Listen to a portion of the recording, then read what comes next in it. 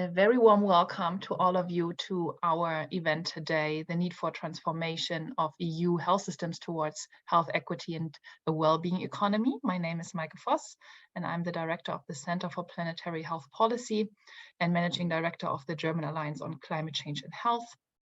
A very warm welcome to all of you. With the event today and within the next 60 minutes, we want to think loudly together on the topic of well-being, economy, and health. And let me say some introductory words, and then I present the agenda of today and of course also our guests. The German and most European health systems are part of an economic system that lacks sustainability outcomes with respect to society, health, and ecology. With an aging population often affecting by multiple comorbidities and specific health needs, future demand for health services will skyrocket, as we know. These challenges are amplified by health systems that are historically anchored in the principle of solidarity and subsidiarity, like the German health system, but at the same time driven by economic interest and expansive growth. This leads intrinsically to negative side effects, such as environmental pollution, inequality of access to healthcare, low quality care, and overconsumption of medical care. The transformation of European health system is overdue. To achieve this, we need to take a value-based, forward-looking perspective and ask what kind of health system the EU member states will need in 25 years or even longer time that respect the ecological limits while remaining essential social and medical services. To dive deeper into this, I have my wonderful colleague Remco with me, and we have together invited our fantastic guest I'm very enthusiastic about, Caroline. I will introduce both in just a second to you, but maybe I can say some words on our agenda and housekeeping. In the beginning, we will hear a short input from Remco, followed by a conversation with Caroline and Remco, and then it's your turn to send us your questions using the question and answer button in Zoom. You can find down below. And in the end, we will wrap up with some take-home messages. As you can see, this event will be recorded, and bits and pieces you will find in the coming days on our website and on social media. And I would also invite you, as I said, to comment and to use the Q&A tool. We will try to make it as interactive as possible because I think we are all a bit annoyed by all the panel discussions we have online. So please engage as much as you like. And you will also find in the chat box here and there links shared by my team about things that we are talking about. And you can also find more information on our website about coming and past Planetary Health Dialogues. So that was my introduction. I would like now to introduce our guests. And of course, Caroline, I start with you. Caroline Costongs is Director of EuroHealthNet, the European Partnership for Improving Health, Social Equity and Well-being based in Brussels. Caroline leads a multidisciplinary team working on European Union and subnational policy, research and capacity building, addressing health inequalities, social and environmental determinants of health. So she is the one that is suited best for our conversation today. She oversees EuroHealthNet's framework agreement and the European Commission and leads on activities taking forward EuroHealthNet's memorandum of understanding with WHO Europe. Caroline is active in various EU and WHO fora, as well as an advisory board of European projects, and is a member of the Economy of Wellbeing Expert Group for Finland and the ICC, the International Court for the European Public Health Conference. Let me also introduce Dr. Remco van der Paas, who is a senior research associate at the Center for Planetary Health Policy. Prior to that, Remco was a researcher and lecturer on global health policy at the Institute of Tropical Medicine in Antwerp. His research and teaching focuses on planetary and global health governance, its political economy and foreign policy, with a special attention on health system strengthening, as well as on care economics, the social ecological determinants of health, as well as globalization and its impact on equity. So I'm very, very happy to have you both here to share with you some thoughts, to think loudly and deeply together that what we want to do in the next now 50 minutes.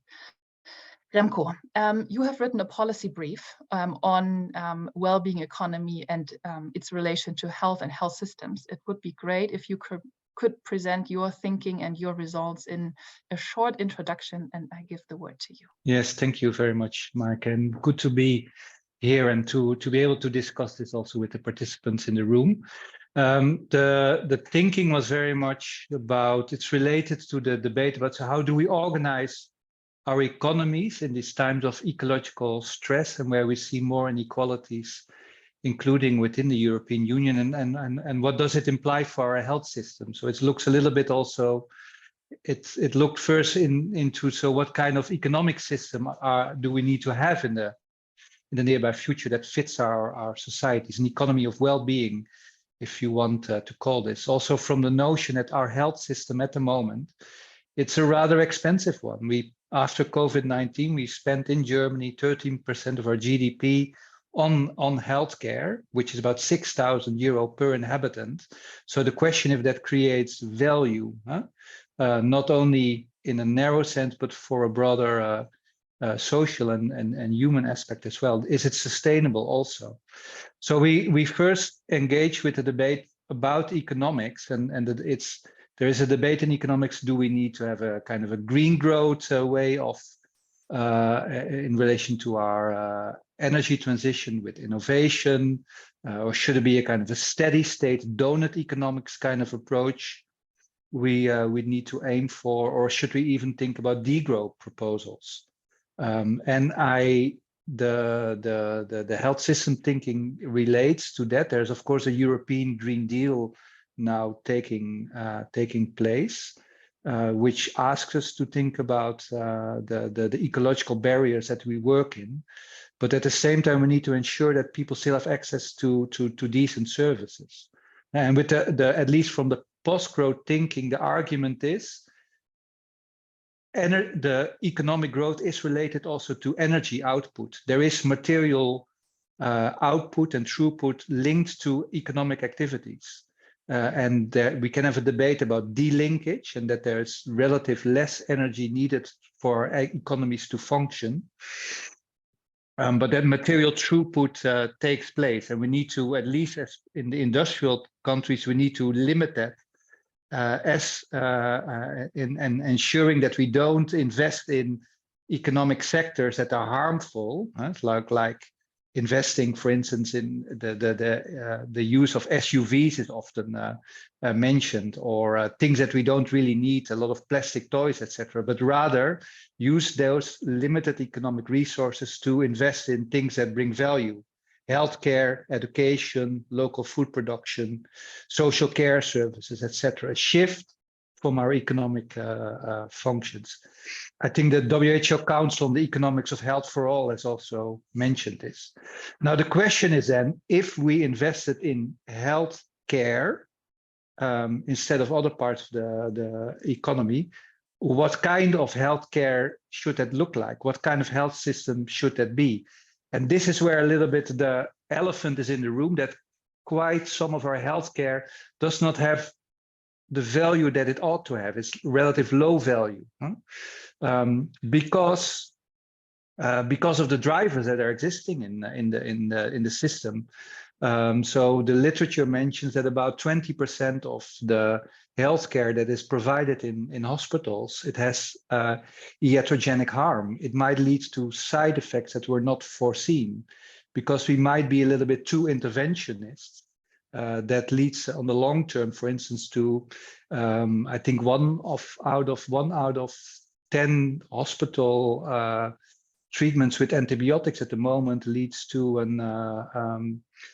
antimicrobial resistance, and then you need to have a second antibiotic that's being provided, for instance.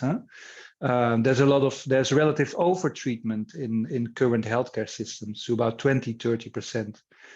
Moreover, the way we have our healthcare systems at the moment, they're quite energy intense, with the plastics being used, with the pharmaceuticals being produced to heat up and to sustain all the buildings that we're using. They lead to greenhouse gas emissions. The healthcare sector itself is quite a big sector that contributes to climate change. So we need to make it more sustainable. So that, let's say, harmful, low value aspect of healthcare, we need to transition to much more basic primary healthcare prevention functions in the system, and we need to have a discussion about that with the actors in that system. It's not only because we want to plan it, but the literature says that it's very likely that healthcare as we have it now cannot be sustained because we don't have the resources anymore to work with the complexity that modern healthcare asks for. The MRI scans that function, all the rare minerals that are being used also in our diagnostics. Of course, we need to have innovation to deal with basic health needs, but we need to make things in a sense more simple. And those of us who have been working in health systems, in health development, then go back to the principles of Alma Ata, 1978, comprehensive primary health care that is rooted in communities as the basis for health system functioning. And that principle, we have somehow in our westernized system forgotten. It becomes rather individualized, focus on individual clinics, but to draw it back into the communities, linked to health promotion and prevention efforts, that's the task that we're having. The question is, of course, how to do there. But rather than, because now we're quite reactive, working with financial constraints and tinkering the systems, I think we need to have a more fundamental debate about what kind of healthcare system do we would like to have in 25 years from now. And what are also its limits? What can we expect? What are its essentials, both from an ecological and an inequity perspective? This needs to be taken place at the local level and at the national level, but I think it's also something at the European level that we need to find a way where what's in the role of European actors there as well. It's a kind of a multi-level angle. Of course, it's not something. It's not something easy to be done, but I'm also quite sure that we can't move forward with the way we are doing now, because we just generate more low-value healthcare. So that's the argument in the policy brief, and then it's up for us now to think how to take this further. Thank you so much, Remco, for providing an overview of the policy brief and your thinking, and also explaining, for me especially, the lookout on doing more and better healthcare in a resource-scarce world is, I think, something that we really have to look at. Caroline, could you maybe dive a little bit into what well-being economy means to you, and maybe you can also provide a little bit overview about EuroHealthNet, who you are, and how do you tackle this issue? Yes, thanks, Maike. First of all, I would like to thank you for the invite to have this dialogue with you, because I think that we at EuroHealthNet work very complementary to what you do, and I'm really inspired, Remco, by your paper and your introduction, because at EuroHealthNet we have been working from the other side. We have been working on reducing health inequalities and on addressing all of the important social and environmental determinants of health. And we have been trying to boost health promotion, the disease prevention, without really attacking, let's say, the health systems, or telling them the need to change. I mean, of course, our messages are very much about the need to boost prevention and promotion as part of health systems. That has been, been telling that for, let's say, the last 3 decades, since the Ottawa Charter of Health Promotion was launched in the 80s of the past century. But clearly we are not advancing fast enough, and therefore it's really exciting to see how we can build the narrative and the arguments in such a way that we see that paradigm shift in health systems, and that we can address that the sustainability of health systems. But maybe a few words about EuroHealthNet. So we are a European partnership of national public health institutes, regional health authorities, and also some ministries of health. And we mainly network the department heads and working on health promotion and disease prevention and tackling health inequalities, which is our mission. We receive our core funding from DG Social Affairs from the European Commission, because that allows us to work on the social determinants of health. And we are based in Brussels, and we are very much monitoring the European Union policies and see how we can use their tools and instruments to make the change. The economy of well-being is very welcome to our area of work. It was actually launched, or not launched idea, but SOSTE, which is a Finnish Association for Health and Social Services, is a member of EuroHealthNet, and they worked on the economy of well-being quite some time ago, which was then picked up by the Finnish presidency, by Finland, the Finnish Ministry of Health, and they put it forward as council conclusions in 2019, just before COVID, the pandemic broke out, unfortunately. But we embrace that concept, because it's the narrative that they use is they say we need to invest in well-being and in health, which is good for the economy. And the economy and health and well-being are two sides of the same coin. However, I find the well-being economy, which is also more embracing the environmental determinants of health, more interesting, because the well-being economy is saying, well, we need to develop a quality economy that is not exploiting people and not exploiting nature. No, it's a bit the donut model, Remco, that you were saying, which I think is more the vision that we want to work towards. And it's a bit unfortunate that there are different understandings of the economy of well-being economy. That's maybe also why it is attractive to so many people, because many policymakers and stakeholders, can see the value of it. But if you then do a deep dive, what does it really mean? Then there is still quite some confusion, and I think it would be good if you can sort of work towards more common definitions or some common understanding.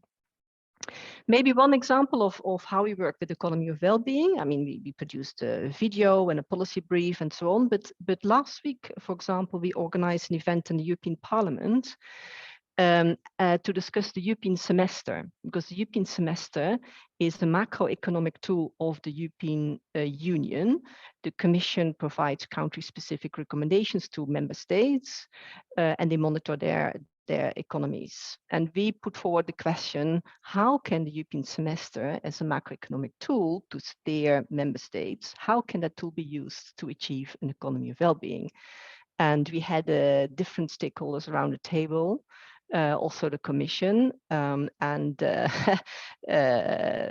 yes, we came across a bit too ambitious, because I said we want to see a European semester that looks to economic capital, but also human capital, social capital, environmental capital, and I think we have to do some more work to see the European semester is going that direction. But it is, I mean, this is the area of work that we do at EuroHealthNet to try to make the change happen, as many of you as do as well, of course.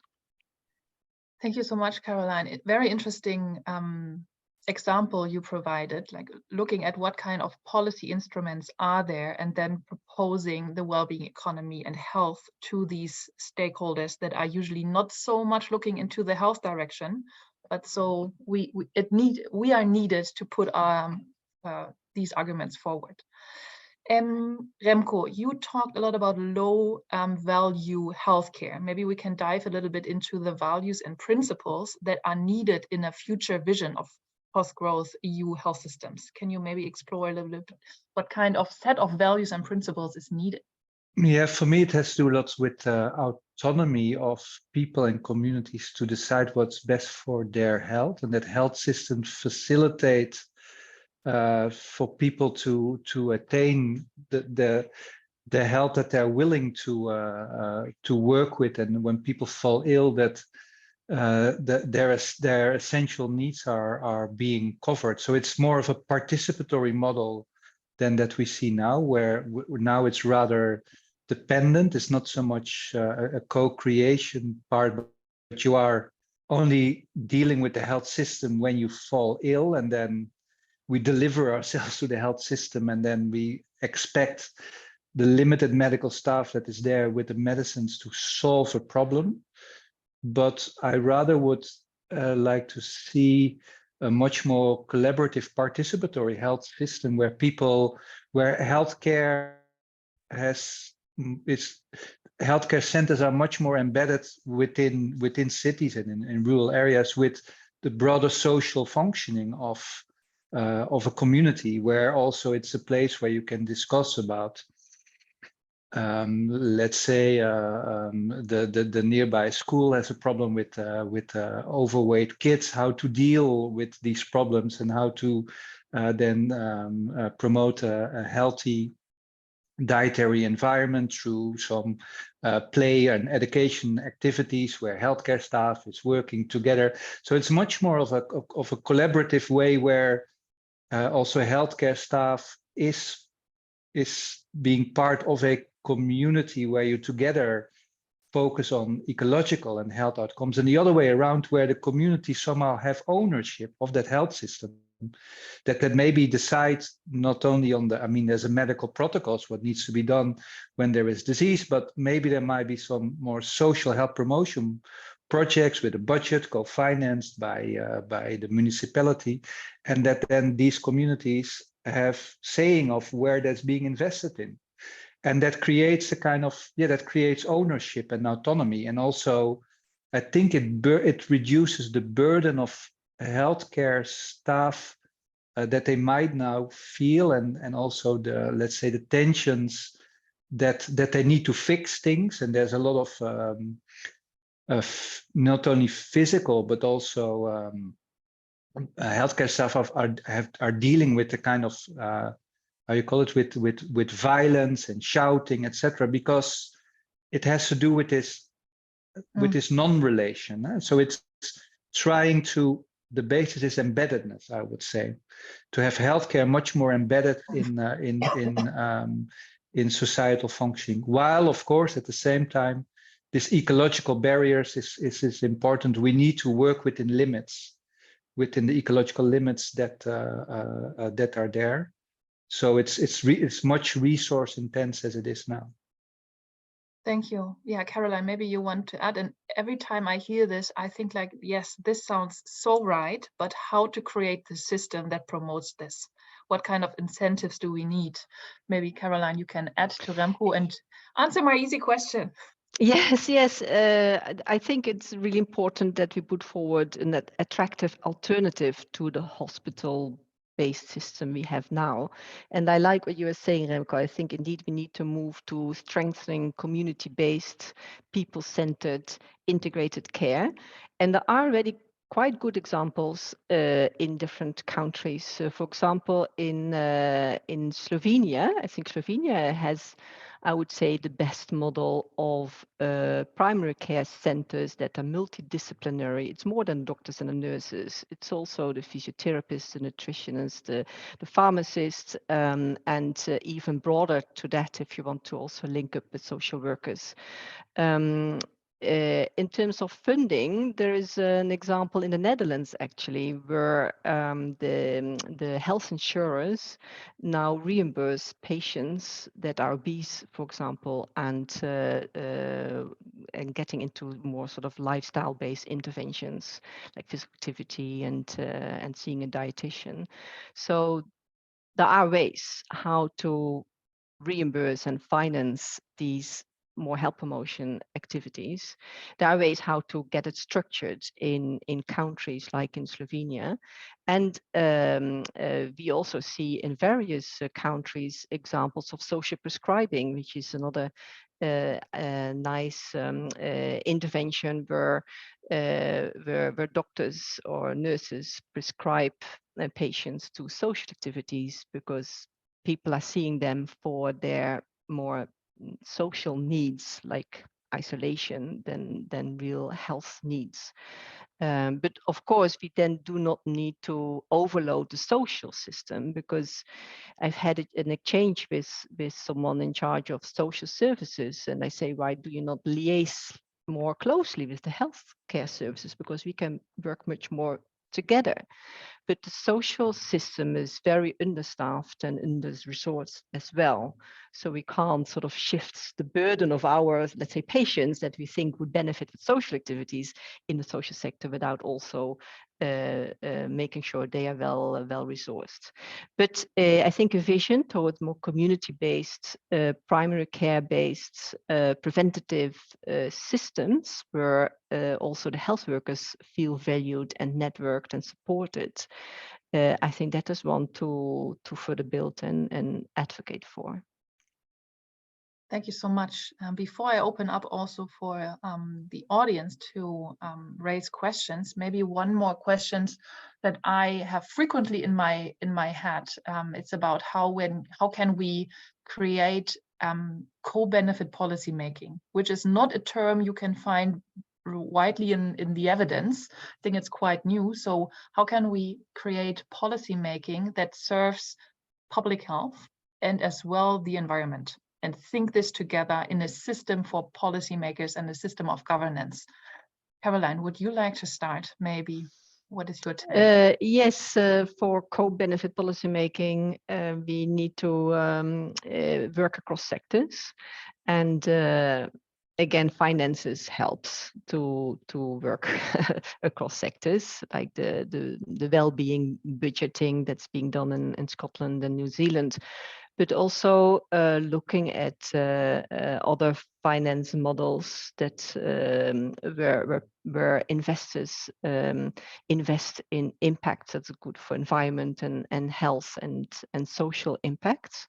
We are looking into a model, it's called smart capacitating investment, in a project where we can see how there can be agreements between sectors, between services about risk sharing and about resources, and how they can then make sure the benefits are for both their sectors. So I think we have to, if you want to make co-benefit policy making a reality, we have to dive into the financial instruments, which is of course for a public health person a bit more complicated, but that's why we need multidisciplinary team to look at this. I also think there are many legal solutions that have bigger impacts that we need to look into. For example, procurement for healthy and sustainable products, subsidizing healthy and sustainable products, taxation of the unhealthy and unsustainable products, banning advertisements. So it's basically the healthy and sustainability, putting it together. Also the labeling at the moment in the health field is pushing for Nutri-Score, which is for health labeling. But there's also examples in France where they look for labels that include health as well as sustainability for consumers to help choose. So I think there are many solutions and many nice ideas to work on across sectors that has co-benefits, and we need to further explore them and also be ready with these solutions, because I feel there are investors out there, there is sort of money, but we need to be very clear, okay, what it is that they can invest in. Be ready with our solutions, let's say. Thank you so much. Remco's and my colleague Kati has mapped a little bit on shared budgeting, for example, joint budgeting of different ministries, and the results were, for Germany, there are none. So I think there's a lot of room for policymakers and also practitioners to think together and also put money in the same budget and then finance together, which is of course maybe sometimes not as attractive as to do it on their own. But I think this is the way forward, where we have to also learn from other countries who are doing this already. And thank you also for raising all these public policy instruments that are available, but often not used yet in favor for public health. Remco, would you like also share your thoughts on co-benefit policymaking? Yeah, we talked a little bit also about the care economy part in the paper, whereby a lot of healthcare is actually provided at home level. It's informal care that is taking place.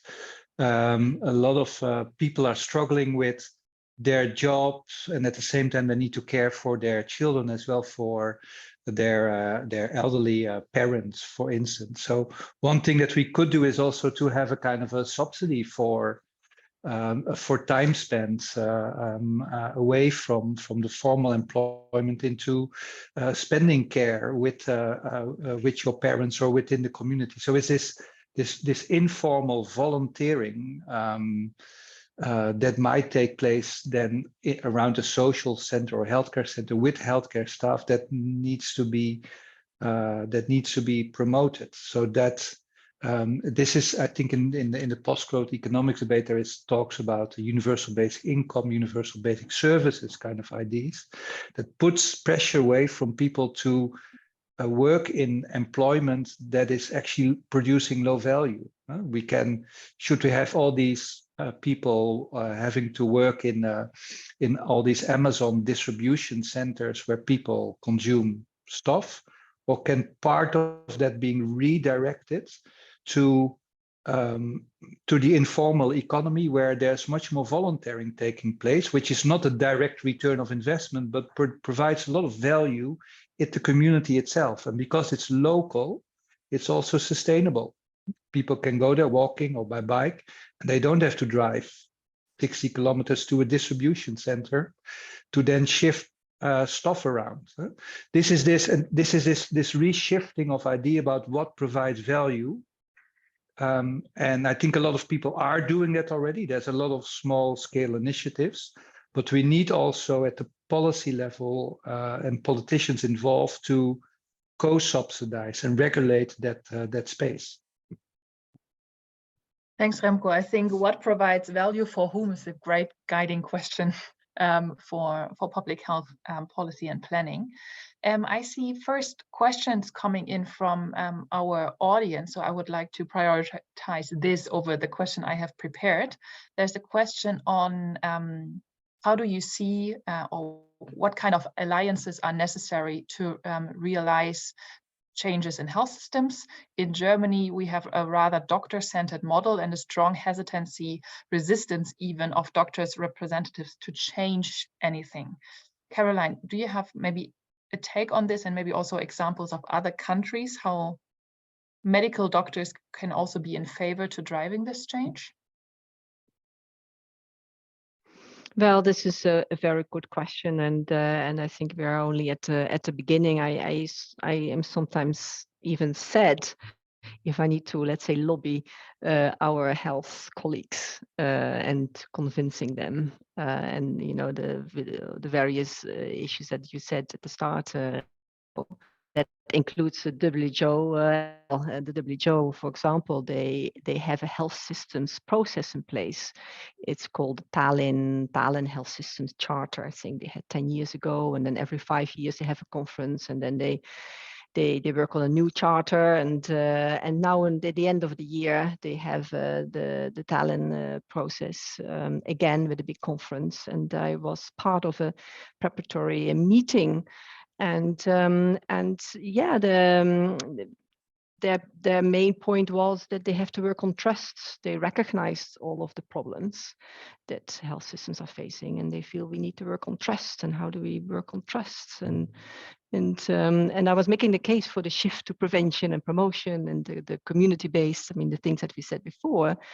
And then they say, well, yes, we are doing that in other conferences and other events, but they don't link it. They don't necessarily want to see the transformation of the health system in a way we would like to see it. And indeed, partly due to the fact that many of the medical professions dominating health systems, but also the pharmaceutical companies and other medical industries and suppliers, which are all powerful actors.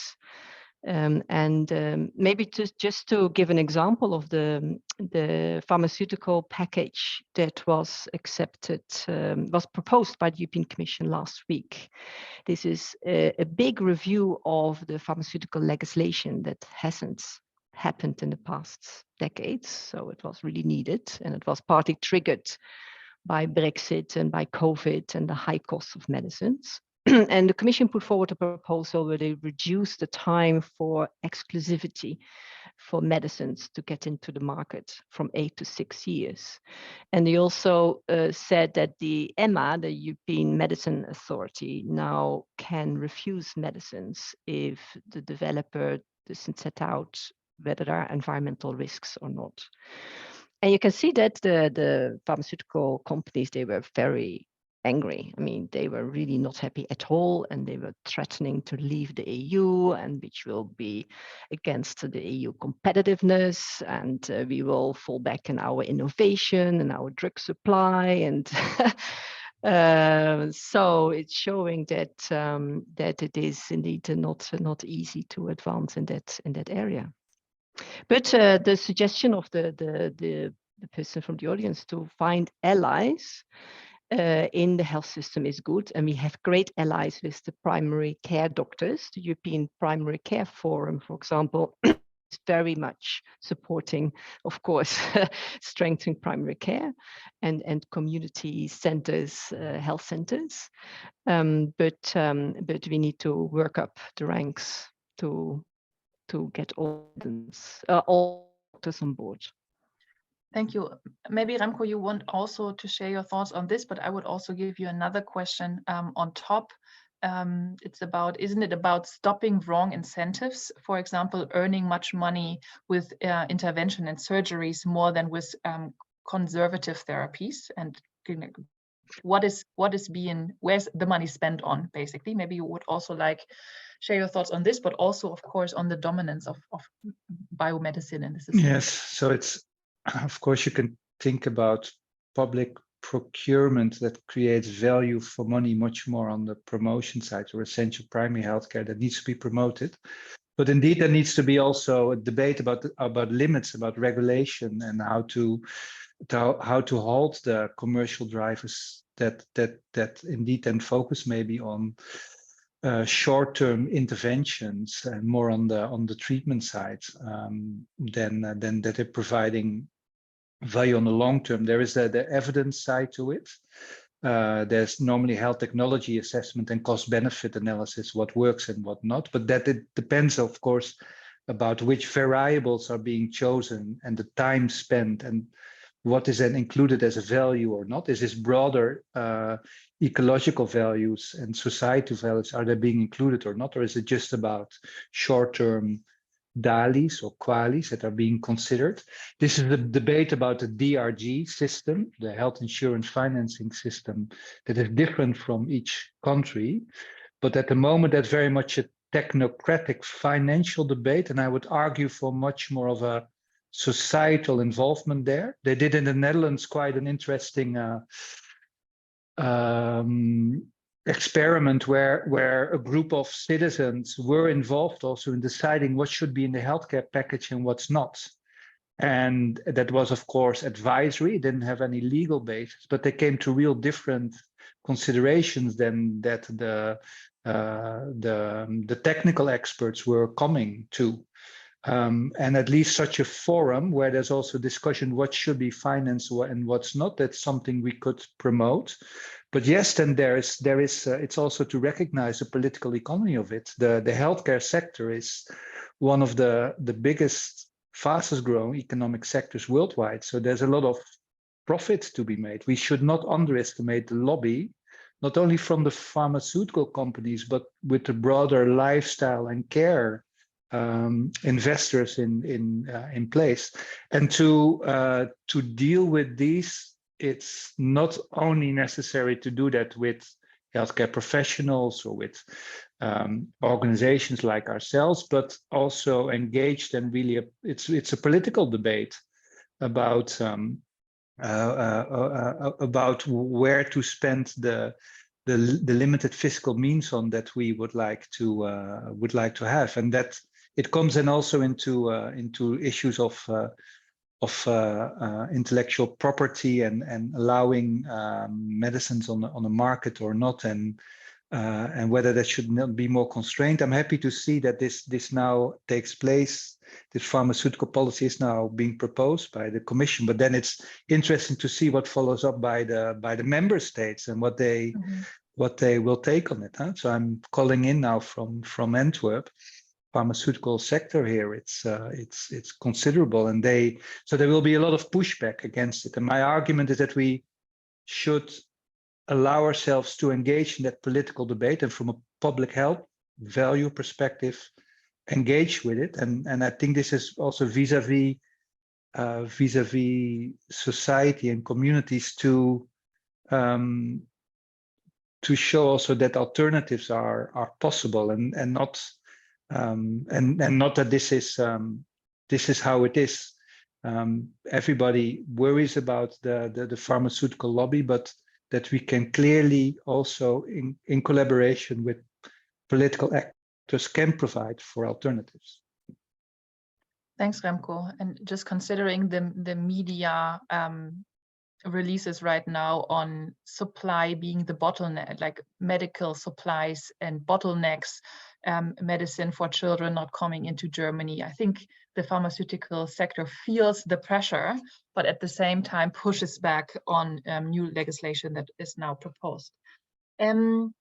Caroline, I have the feeling with primary healthcare, with Ottawa, with Alma Ata, everything's at the table. We know basically where to go and also what to do. What do you think are the main barriers and also the enablers?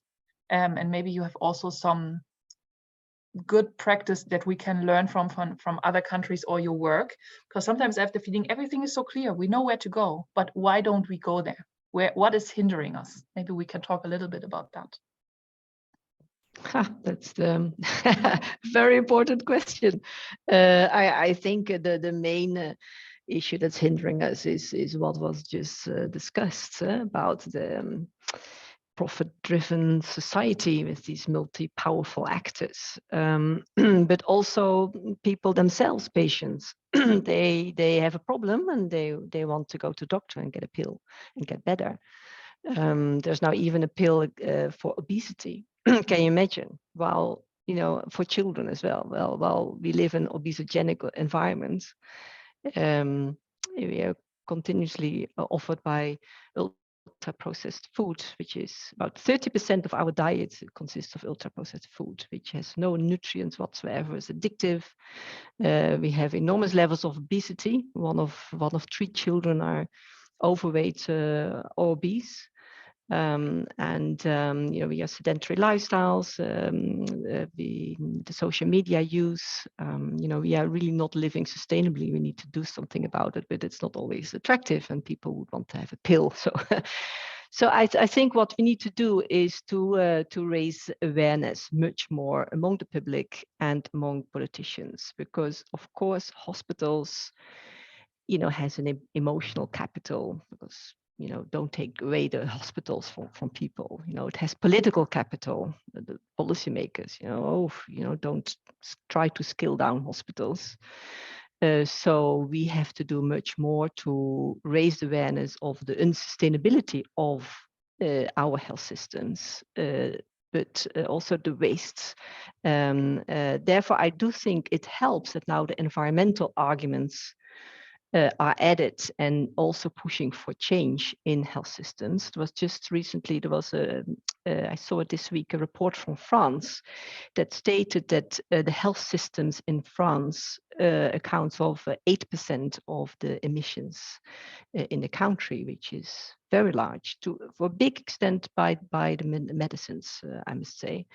But so that may help, because that is another push, of course, for change in hospitals. But I think the awareness raising of the public and politicians to really inform them what is happening and how unsustainable we are and the system is, and where we can disinvest, where we can get rid of the waste, where there is overuse, where there is misuse, because quite some bad things is happening which is not sufficiently publicly available. And I do think that we need to work with the leaders on the ground, you know, the system leadership. Maybe the politics at the top is difficult, but the mayors or the regional health leaders, but also leaders in other sectors, and work with them, because they are much closer to the ground and closer to the reality of people, and they may be able to make the change. And also what you were saying, Remco, that there are already many initiatives out there when you were talking about informal care, and that's also in work that we did, is that we see a lot of great community groups, citizens working together, and projects for health, well-being, for environmental sustainability. So we need to, or municipalities, or need to have strategies to help those community initiatives, to give them some money, to give them some help to evaluate or to scale up or to meet and to network, and by facilitating and enabling bottom-up activities, leadership, that is definitely an approach. I mean, it's a nutcracker, no? We have the top down, and that may be hard, but if we also try to engage the bottom, then we may be able to crack that nut. Crack that nut. Thank you so much, Caroline. Remco, maybe you also want to add on barriers and enablers for transformation. And I know you are currently also thinking a lot about commercial determinants of health, and maybe you can also share some thoughts about that. Yeah, barriers and enablers to the transformation. That's the big question, where to go. I agree with Caroline. So we need to work with initiatives that are there. You see in several countries, both in the healthcare centers, alternatives popping up. In Berlin, we have the Gesundheitskollektiv in Neukölln, and the Syndikat Kollektiv working with healthcare centers across Germany now. From the care economy perspective, you see many groups working with alternative models of providing care, basically outside the formal, let's say, healthcare financing model, and trying to also be a bit more autonomous in mixing, let's say, elderly together with youth groups, so that you have living conditions and living environment where there is more intergenerational exchange already. So this is already a kind of a buffering for people needing to go to a formal healthcare system. So these initiatives we need to work with and support. This often happens at the municipality level, but they need to be sustained with some seed funding, etc. But the financing there is really needed. So there needs to be a shift in the way how it has to do with fiscal space, and it is related to the economic semester where Caroline was talking about, and that has to do with tax shifts. And are we willing to tax more wealth and financial capital that is being idle and that is not being used for societal values, but for that is simply of very low value? Can we tax that well so that it can be invested into the energy transition? Can we tax much more pollution like we are doing at the moment? But these are very political questions, and also within the European Union, we're still living we are taxing within our member states. But at the end, this then links to the debate about the European Health Union. We have not even talked about that. After COVID-19, there was the idea to have a much more integrated way of at least dealing with the epidemics and risks in the European Union. But we also have to think how to promote and work together in a much more coherent way in improving health within the European Union. Of course, there's a diversity between the countries. We need to respect and promote that. But we can learn and perhaps co-finance also and have financial incentives much more between the different member states. But that's the very difficult part of it. And I saw the question in the chat as well. So how do you do that? Well, at the same time, there's quite a pushback also at the European level of collaboration and the feeling we need to stick to our own society and our people first, etc. So we need to bring a kind of it's also a narrative, a story that in these times where ecological risks are very real, that we need to work on the global public goods that that enable us to deal with let's say zoonotic risks or biodiversity loss in the first place. But this is a story in the end of solidarity, and that solidarity then with whom, and for also the health professionals, to solidarity is that then within our community, or can we also work in solidarity with other healthcare professionals in Europe? Thanks, Remco. We are coming close to the end of our dialogue, and I would like to help you. I would like to ask you helping me to wrap up. Maybe Caroline, you can sum up a little bit. What are your main factors, main takeaways for this the big challenge of transforming EU health systems? What do you think needs to happen? At what level? Easy question. I know I only have easy questions for you today.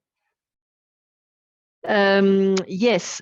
Well, I think it helps already a lot if people start to think about the systems change and take a systems approach and get out of their silos. Because many of the different crises that we are also facing today and that will also emerge or may even become bigger in the years to come, they are interrelated very much so. And like the climate crisis and health and well-being, mental health issues, the raising cost of living, aging, and we need to think much more in the co-benefits that you were saying, Maike, and you know, that to have a more balanced decision making throughout with respect for people and for planet.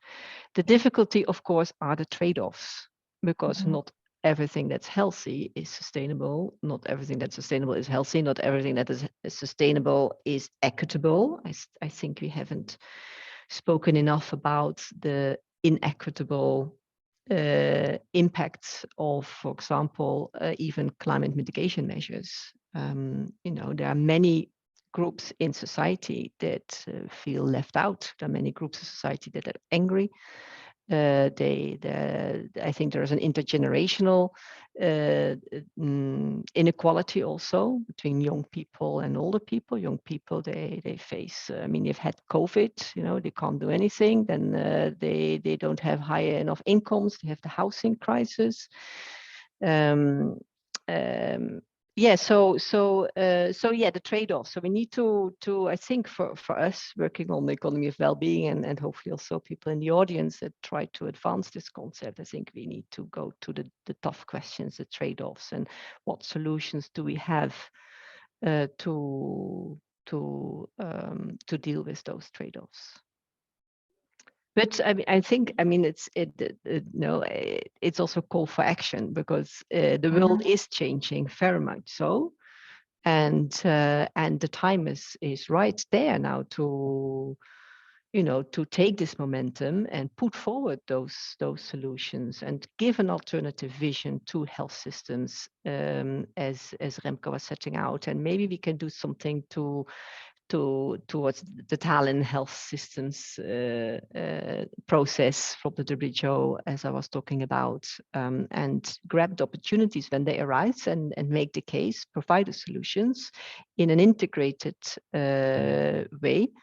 Then we, with some more of us, we may help to advance.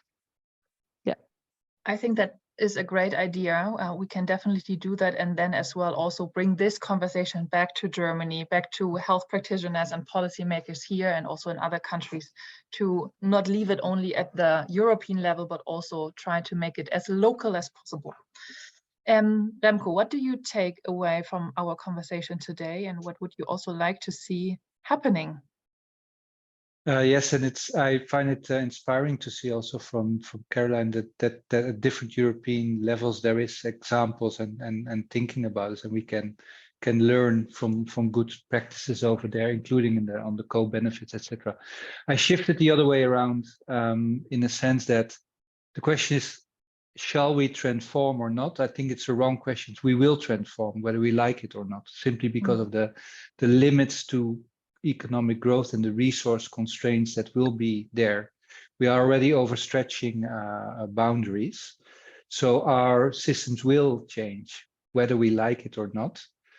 And we need to anticipate on that. And now we still might have some time to do that in a way that it's planned, democratic, equitable, and sustainable, rather than that we arrive at the moment that we cannot do anymore, and then we have to deal with the external shortages, for instance, of medicines that we're not able to attain anymore, and that consideration, so that we do not only start from now, but that we consider how things are in 25 years from now, and that we then step back into the requirements to transform our health systems.